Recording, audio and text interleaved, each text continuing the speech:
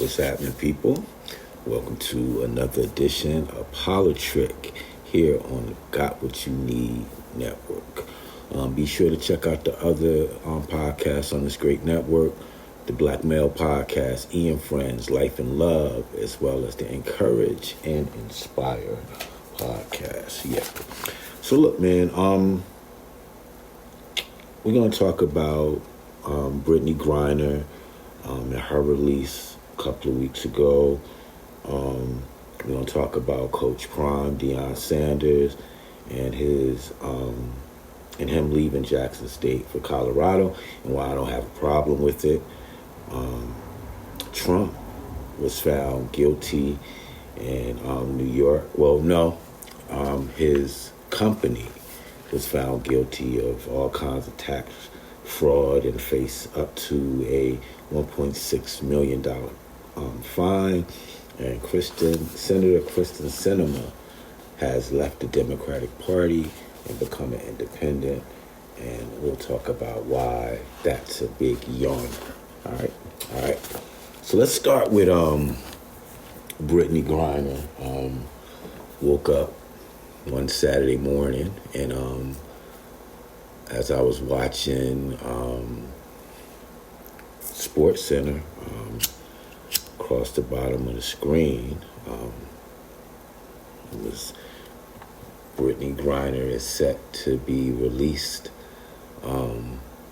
shortly, or today, or something to that matter, and I was like, wow, it's gonna be interesting to see how this went down, who we had to give up. Well, the United States had to give up in order to get BG back over here. And then we found out it was a gentleman who was nicknamed the Merchant of Death. He had did about half of his sentence. His name is Victor Boot. That's his real name, but he's nicknamed the Merchant of Death. So it was all this outrage about, I guess, Brittany versus him, and how dangerous he is and was and now is again, and trading him for a WNBA player, as she was described, not a WNBA champion, two-time Olympic gold medal winner, but I'll roll along with what the national media is saying for now. All right, I got some thoughts on this. First of all, we're not talking about how she was caught up in other people's nonsense. Brittany Griner had been going over there for years, playing in that Russian league, doing well, and helping that country. And the only reason that she was arrested and charged was because Russia was about to invade Ukraine, and they knew that they would be able to use her as a bargaining chip later to get a high-level release, which they did. Now, for those saying, we shouldn't did this and we shouldn't did that, I'm like, look, man, if that was somebody you knew, you wouldn't have cared who she was traded, who they were traded for. If it was your family member, you would just be glad that the government was working to get your family member back. So let's start there. And then some people decided to bring up Paul Whelan, ex-Marine, who's also,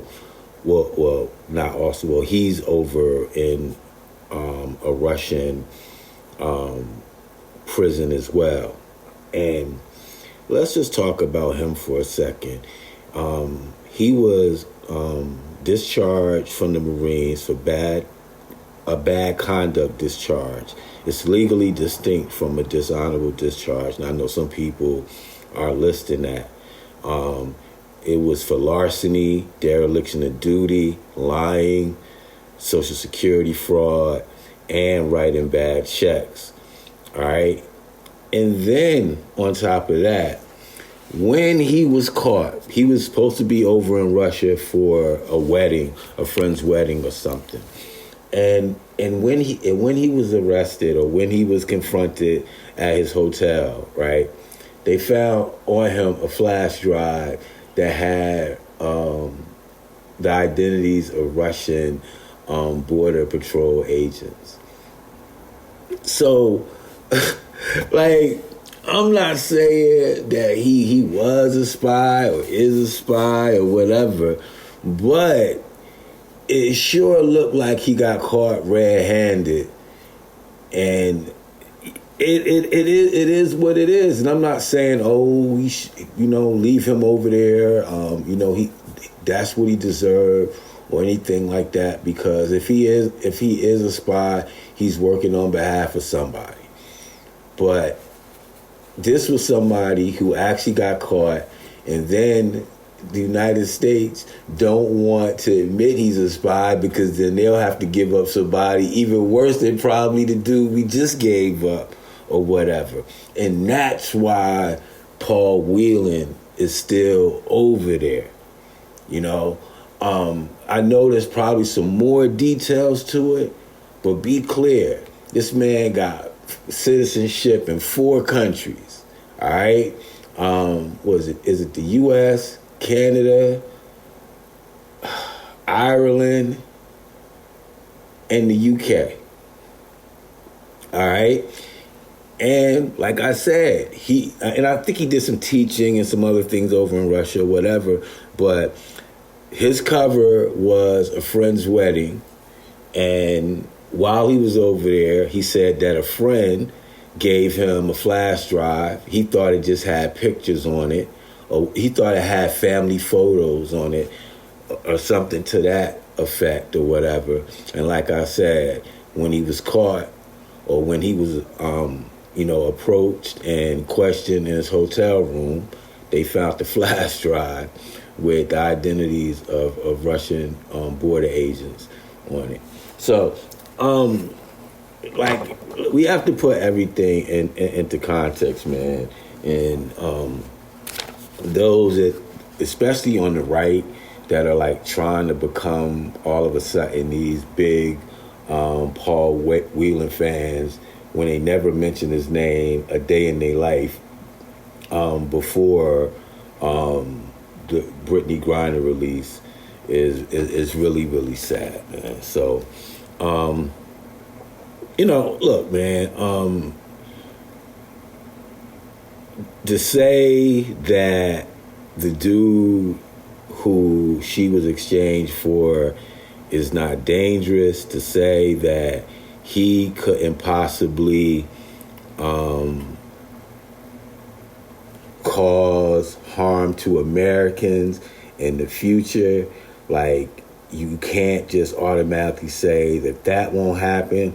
So, I'm putting it definitely in perspective that when you look at what Brittany Griner is to America versus what dude is to Russia, I get like the disparity, but I guess I'm just not one that's mad that we did the deal and got her from over there, man. She was in a Russian penal colony for some vapes. I get it. I know. The rules in everybody's country are the rules, and she broke the rules.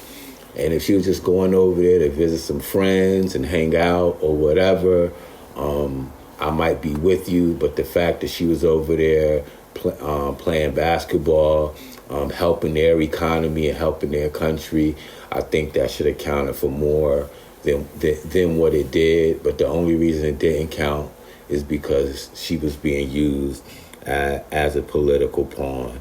So, like I said, man, I'm not, going to condemn someone that says that the deal shouldn't have been done. I just disagree. And I'm glad that she's back home and, back in the United States, getting, help and, both from a mental and a physical standpoint. And then hopefully, man, she'll be able to get back into the, not get back into the league. She was never dismissed, but, get back into the swing of things and play for her team, man. And Phoenix Mercury, and, continue to do her thing. So that's where I'm at on the Brittany Griner thing. Glad she free. All right. Let's talk about Coach Prime for a second. As you know by now, he has left Jackson State after 3 years of a 4-year contract, and that paid him $300,000 a year. He was supposed to get a bonus when you win the SWAC. He never received that. His assistant coaches, while he was making $300,000, was making $25,000. Let's just talk about some of the things that happened while he was there. His car was broken into several times. Both sons' cars was broken into several times. The water is so bad that at one time they were taking baths in a gym pool. Like I said before, didn't receive a bonus from the school for winning the SWAC championship. The alumni won't donate. School don't feed the students and the players adequately. The city of Jackson doesn't support the school properly. All right, and let's just stop there. And then, not to even mention, after his first victory at home, while they were playing, someone had broken into the office in the locker room, and the school was more upset that Coach Prime made it public than the fact that this would happen, and it was allowed to happen. Now, for those saying, well, he said he was coming to save HBCUs and this, that, and the other, and look, you may start off and have a goal, have an objective, and you come in with your research, with your resources, your reach, your network, people you know, and you start to make some things shake. And naturally, you think that would attract alumni, boosters, just wealthy, or even wealthy in Black in Mississippi is hard, but at least rich, citizens that, want to help the school or whatever. This man got them a state-of-the-art new practice field and facility, enhancements to the stadium, brand new locker room, endorsement deal with Under Armour, had college game day in Jackson, Mississippi. And after 3 years of a 4-year contract, he decided to leave and to go to Colorado, who is going to pay him $5 million a year.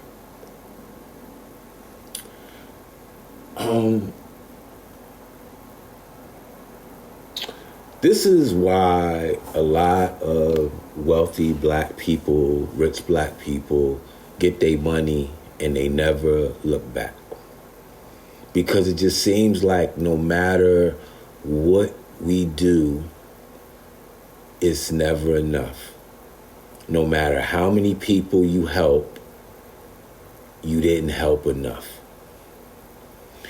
And then for the people of Jackson, Mississippi, you found out that 3 of your most successful citizens in recent history stole from you and stole from welfare recipients, stole from a fund that was supposed to help your water and improve your water system or whatever. I didn't see one protest, one, nothing Brett Favre or Ted DiBiase or Marcus Dupree did or anything like that, defaced or whatever. None of that. You know, like the kids who wrote the story, who wasn't even like, you know, was basically just wanting to know why the state that was getting the most money from the government towards their welfare recipients wasn't showing signs of improvement. And then they stumbled across all the nonsense with the former governor, Brett Favre, and all of this kind of stuff. But there was hardly any in-state outrage over that. Like the citizens of Jackson should have been turning that city upside down. I'll even give you a personal example, and this is a true, 100% true story. My Uncle Ted was born and raised in Mississippi, and like most of his brothers and sisters all moved to Central Jersey, mainly in New Brunswick and the Franklin Township area in Middlesex County, Central Jersey, all right? I think about maybe 10 years ago, he moved back to Mississippi. Was working, I believe, at Mississippi Valley State, you know, doing his thing, you know, ready to just slow down, you know, was tired of the city life or whatever. Almost immediately, his health start to deteriorate. And nobody could figure it out. Nobody knew what was going on. So after a while, my uncle and my aunt, his brothers and sisters in Atlanta, was like, nah, you need to get out of there and come stay with us. Almost as soon as he moved to Georgia, started getting better medical attention, drinking cleaner water, bathing in cleaner water, or whatever, his health immediately improved. Improved to the point to where he was able to travel up to New Jersey to visit us recently, looking good or whatever. And people in Mississippi don't even look at, like, systematically how many people died from dirty water. Like, even the people that didn't drink it, who bathed in it, who maybe used it to cook or whatever. And then even if you went and got bottled water, where did that come from? or whatever. But once again, the people of Mississippi know why their water system was never fixed. And like I said, no type of outrage. But then a rich football coach decides to take a promotion that pays him, what is it? All right, so 300,000, 5 million. Look, like 12 times his current salary, which also means that his assistant coaches get raises or whatever. Well, you know, the assistants he'll have with him, because I'm sure he's not taking all of them. But now, like, anybody listening, who in this day makes $25,000 a year? Like, come on, man. Like, oh man, we got to stop this stuff, man. It was a good run. It was great that he was there. It was great that so much attention was being brought to Jackson State and HBCUs as a whole. And now, to me, the people that are still coaching, still playing, still like calling the game, still doing media for these HBCUs, y'all got to take what he gave and run with it. You know, hey, say, now get Nike involved, Adidas, whoever. You know, like, why so much criticism for one man who, and then on top of that, just even look at it from a selfish standpoint. If his son, which it's already been said, is going to transfer and be the quarterback at Colorado, don't you think he's going to get a better look than he would have got at Jackson State? But once again, let's be clear. 3 years of a 4-year contract, and somehow he a sellout. I just disagree with that, man. I just don't understand why, to be real as a black person, as a black man, a black woman, somehow, like, you gotta take so little. Like, you gotta, like, be like the lowest of the low. You gotta, like, not want no money and all, like, man, I salute Coach Prime for what he did. And if Jackson State, like, falters, it's not his fault. And that's it, man. I think what he did was great, and I don't have any problem with him deciding to leave, and do better for himself, as well as his kids, man, and as well as his his kids, his assistant coaches, whatever, man. So look, let's move on. All right, so the Trump organization was found guilty of criminal tax fraud. All right, and they're gonna be facing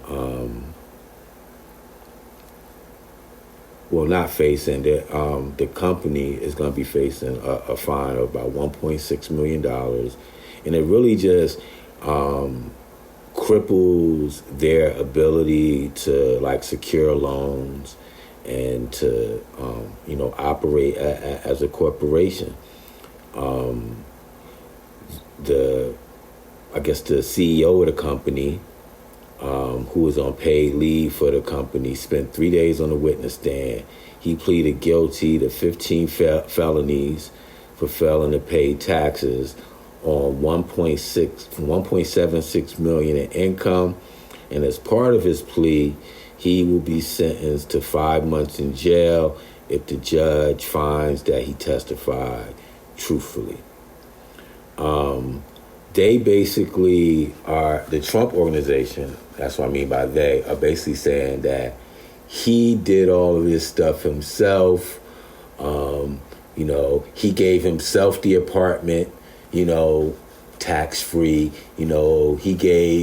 He made sure his kids went to these expensive schools on his own, and he did all of this stuff by himself, and nobody in the organization do anything about it. And Alan Weisselberg was this road actor. The judge and the jury didn't go for that, and once again, the organization was found guilty of all counts, and like I said, they face $1.6 million in fines. And this is what I ask: with all this Hunter Biden laptop stuff going on or whatever, how is it that an ex-president who is then attempting to run again can even be qualified to run again? Like, he shouldn't have ever been able to run in the first place. Like, you start a real estate school, it turns out to be a fraud, and you got to pay millions of dollars back to the people that you defrauded or whatever. That should be enough in itself. But now for your organization to be charged or whatever, and then to turn around and still somehow be eligible to run for president is just crazy to me.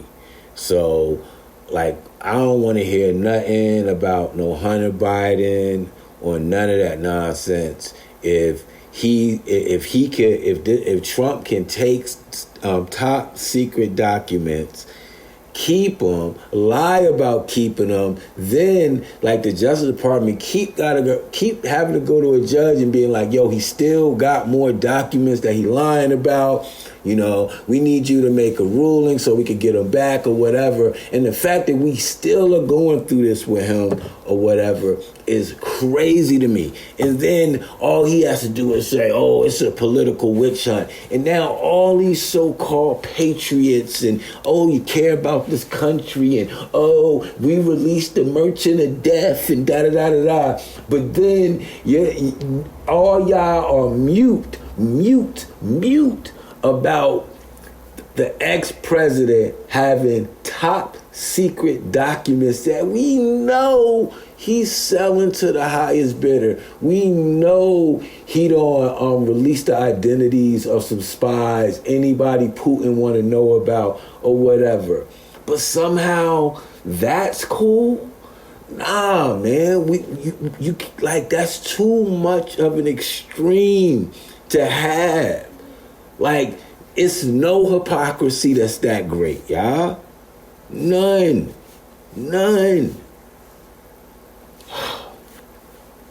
So, Senator Kristen Sinema,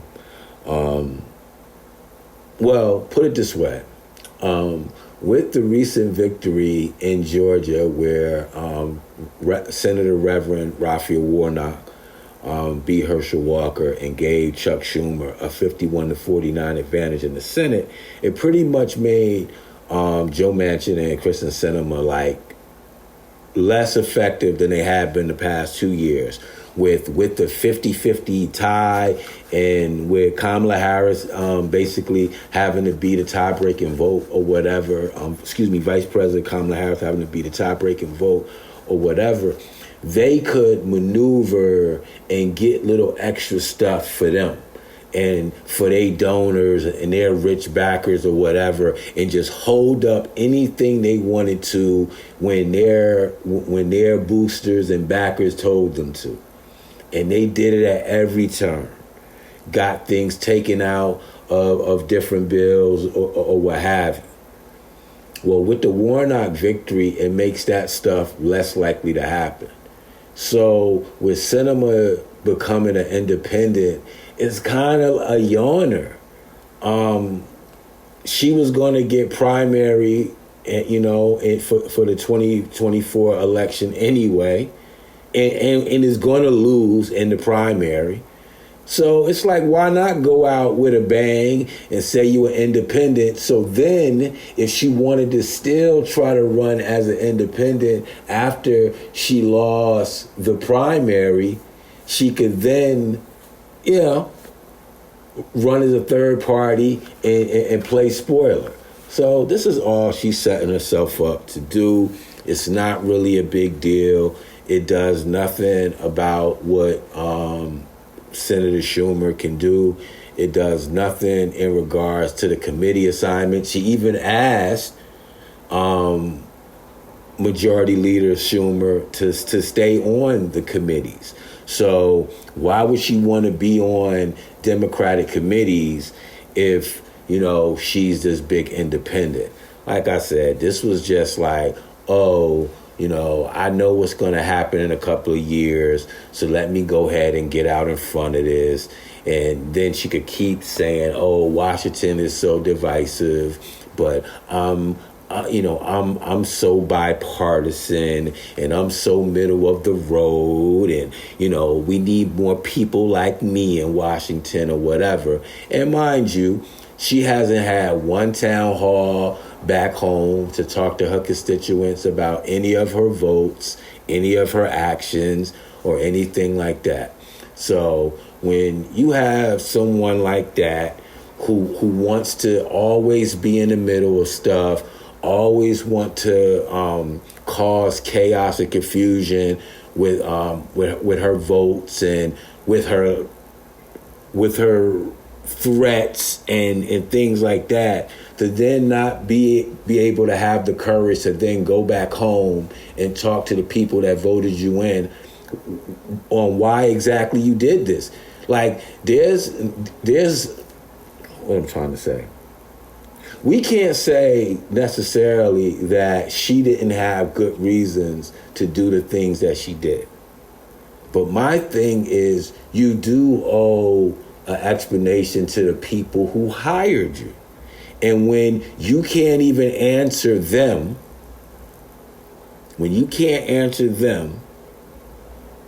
I just have a problem with that.